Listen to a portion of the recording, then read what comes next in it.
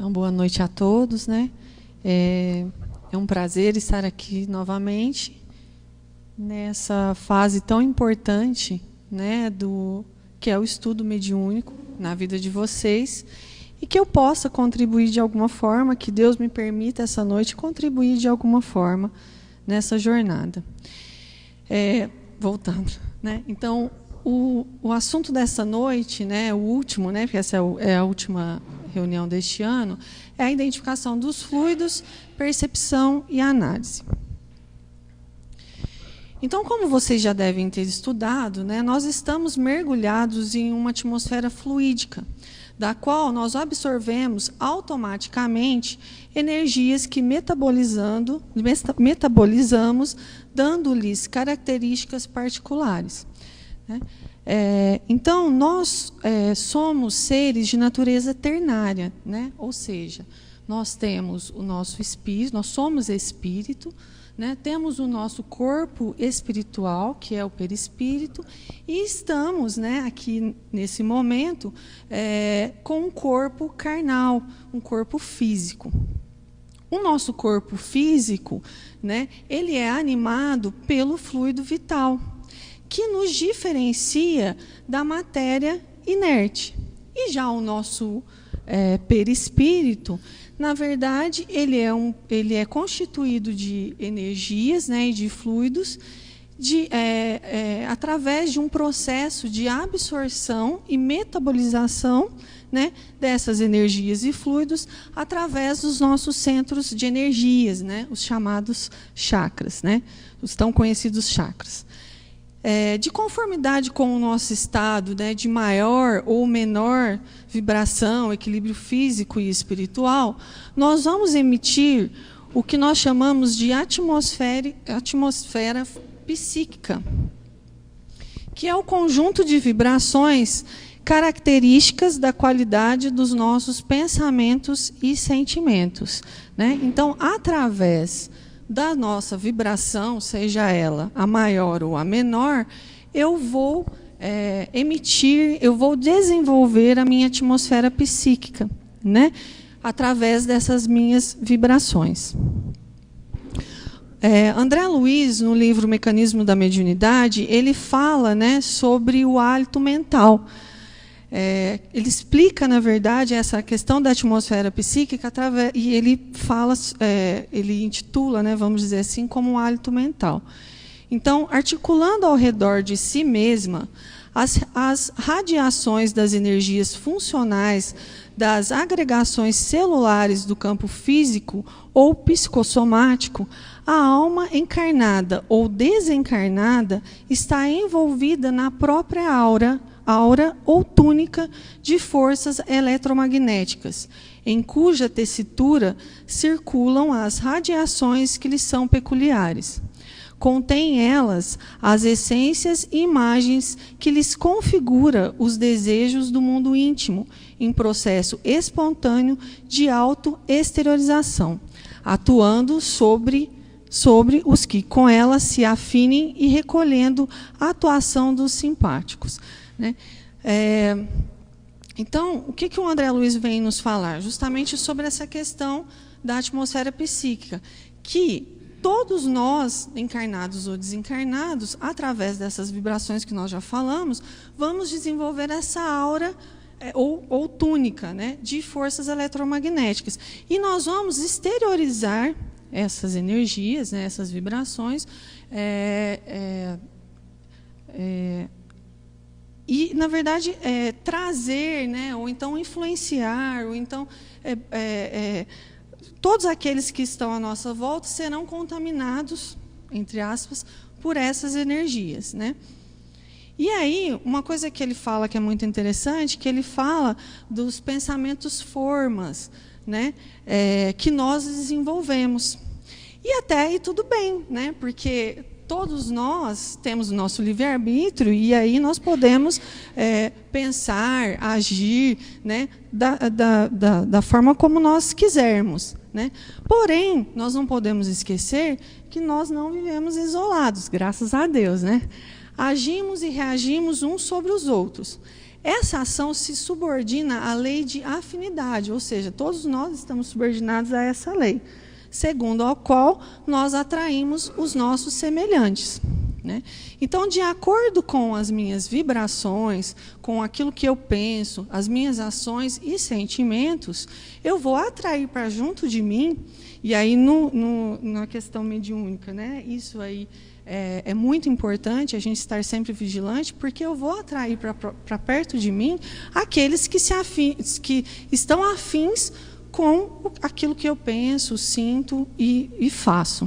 Né? E aí é o que a gente chama de sintonia. Nós vamos criar sintonias com esses seres ou essas pessoas. A gente, às vezes, para analisar e a gente vê que a gente está sempre nos mesmos grupos. Né? Essa é a lei de sintonia, de afinidade. Né? Nós vamos atrair para perto de nós aqueles que têm igual pensamento, igual sentimento. E a sintonia, na verdade, é o fenômeno de harmonia psíquica funcionando através dessas vibrações. E aí é engraçado, porque às vezes acontece no nosso dia a dia assim. Por exemplo, você senta 20 minutos com uma pessoa no trabalho ou em algum outro lugar, ou mesmo num ambiente que você chega e fala assim, nossa senhora, olha, eu fiquei 20 minutos com o fulano e eu tô carregando 1 tonelada. Você sai pesado, muitas vezes, né? Porque é a vibração que ele emite. E isso nos caracteriza, né? Nos faz presente através dessas vibrações. E qual que é a mola propulsora disso tudo? O pensamento. Né? Se nós vamos atrair para perto de nós seres com ideais iguais, com pensamentos iguais, o pensamento é a mola propulsora. Por quê? Porque o pensamento ele é o idioma universal. Compreendendo-se que o cérebro ativo é um centro de ondas em movimento constante, estamos sempre em correspondência com o objeto que nos prende a atenção. Ou seja, onde o meu pensamento está, aí eu também estou. Né? Nós vivemos num mundo de ondas que nós emitimos e que são emitidas. E de acordo com a faixa vibratória em que eu estiver, são aquelas que eu vou captar. Né? E o pensamento é esse idioma universal. Né? Então, nós recebemos variados apelos nascidos do campo mental de todas as inteligências encarnadas e desencarnadas, que se afinizam conosco, tentando influenciar-nos através das ondas inúmeras dos diferentes pensamentos. Então, quantos de nós, às vezes, a gente para, né, e fala assim, nossa, mas por que eu estou pensando isso? Né? Nossa, mas esse pensamento não é meu. Várias vezes a gente se vê nesse tipo de situação. Por quê? Porque às vezes eu captei de fato, devido ao meu estado vibracional, um pensamento ruim ou não. Né? De repente, um pensamento bom, uma solução. Né? Às vezes eu estou com um problema e aí, às vezes, dependendo, eu faço uma prece, eu elevo o meu pensamento e aí, de repente, eu encontro a solução para algum problema que eu precise resolver. Né? Então, nós atraímos os espíritos que se afinizam conosco, tanto quanto somos atraídos por eles. Né? Então, assim, no trabalho mediúnico, isso é muito importante, né? A vigilância de pensamentos, de sentimentos, porque nós vamos atrair para junto de nós aqueles iguais. Pensamentos de crueldade, revolta, tristeza, amor, compreensão, esperança ou alegria teriam natureza diferenciada, ou seja, eles têm natureza diferenciada, com características e pesos próprios, né? Adensando a alma ou sutilizando-a, além de lhe definirem as qualidades magnéticas. Então, o nosso campo magnético ele vai ser constituído por isso. Né? Por aqueles sentimentos, se eu sou uma pessoa revoltada, triste, né? Se eu estou sempre reclamando de tudo, esse vai ser o meu campo magnético. A mesma coisa, o contrário. Se eu sou uma pessoa que estou sempre tendo pensamentos positivos, por mais que aconteça alguma coisa ruim, eu levo meu pensamento e falo, não, isso vai dar certo, agora vai ser diferente. Então, eu sou sempre uma pessoa que estou voltada para o bem, o meu campo magnético também será dessa forma. E aí, no processo mediúnico, né, existe a emissão mental, né, que condensa o pensamento e a vontade do emissor e envolve o médium em profusão de raios que lhe alcançam o campo interior. Primeiramente pelos poros, que são né, milhares de antenas, miríades de antenas, que na verdade significa milhares, né? Essas expressões apoiam-se nos centros do corpo espiritual, que funcionam como condensadores e atingem o sistema nervoso, né? Então, quantos de nós, às vezes, no treino mediúnico, vocês vão, se já não presenciaram, né, não sentiram, vão sentir, que às vezes a gente tem a impressão que a gente está inchando, né? Você fala, nossa, olha, hoje eu tive a impressão que a minha mão cresceu. Na verdade, o que é isso? Né? A expansão do perispírito. Então, através da expansão do perispírito, resumindo a isso, né? E essa interpenetração desses respectivos perispíritos, do comunicante e a do médium, é que aí o médium entra nesse hálito mental, nessa atmosfera psíquica e consegue perceber os sentimentos, pensamentos do espírito. Aí, feito esse contato, o médium poderá analisar e fazer o reconhecimento da atmosfera fluídica da entidade, percebendo a sua qualidade, né? Que pode ser: os bons irradiam em torno de si fluidos leves, agradáveis, suaves, calmos, harmônicos, né? O médium tem aquela sensação de bem-estar, de euforia espiritual, né? A gente sai assim, né? Fala, nossa, que coisa mais gostosa, né? E então entrar na faixa mental do espírito, percebendo-lhe as ideias, intenções e sentimentos. E também os maus irradiam em torno de si fluidos pesados, desagradáveis, fortes, violentos, desarmônicos, né? O médium fica agitado, né? Tem uma sensação de mal-estar geral, ansiedade, desassossego, nervosismo, cabeça pesada, bocejos, né? E tudo mais. E aí, nesse momento, eu lembrei daquela, né, de Jesus, que ele fala, né, da questão das árvores, dos frutos, né, que uma árvore boa não pode dar maus frutos, né, e o contrário também. Então, no trabalho mediúnico, é muito importante essa questão de observar quais são as reações que os espíritos nos causam, né, enquanto médiuns, né.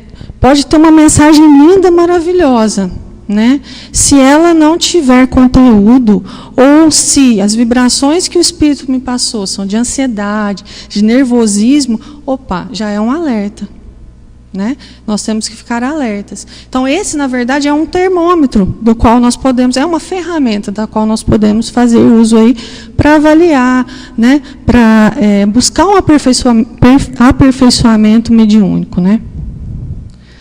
Voluntariamente, o médium procura se envolver pelos fluidos e vibrações do espírito, procurando assimilar o conteúdo de seus pensamentos, emoções e sentimentos, a eles se associando e não oferecendo oposição.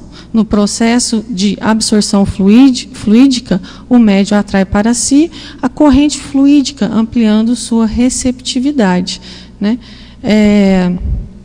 Essa questão aí do médium, a gente sempre fala médium, mas na verdade é todo o grupo, né? Porque às vezes o médium ele está tão envolvido ali com os pensamentos e sentimentos que o orador tem uma visão muito mais clara do quadro que está acontecendo ali na reunião do que o próprio médium, né? Então a gente sempre fala médium, mas é o grupo, né? Todos nós somos médios em maior ou menor grau, né? É bom sempre lembrar disso. E o que contribui, né, para que a gente tenha para que a gente chegue nesse estado, para que a gente consiga fazer essa análise, né, tenha essa consciência, né, essa clareza aí do fenômeno mediúnico? O que contribui?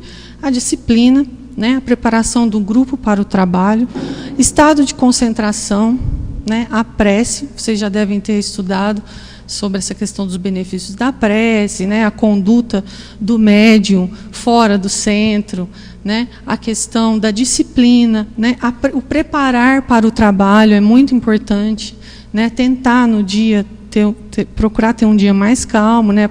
Apesar que eu falo que sempre no dia das reuniões parece que tudo acontece, né? E aí, quais são os resultados que nós colhemos a partir dessas posturas, né?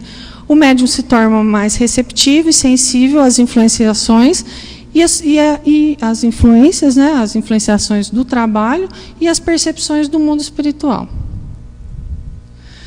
No desenvolvimento mediúnico, após a concentração e a prece, ficará o médium, né, o grupo, em atitude passiva, relaxando física e psicamente, colocando em condições de perceber o ambiente espiritual e as condições de alguma entidade que, porventura, se aproxime. Então, eu sei que vocês estão nessa fase, né?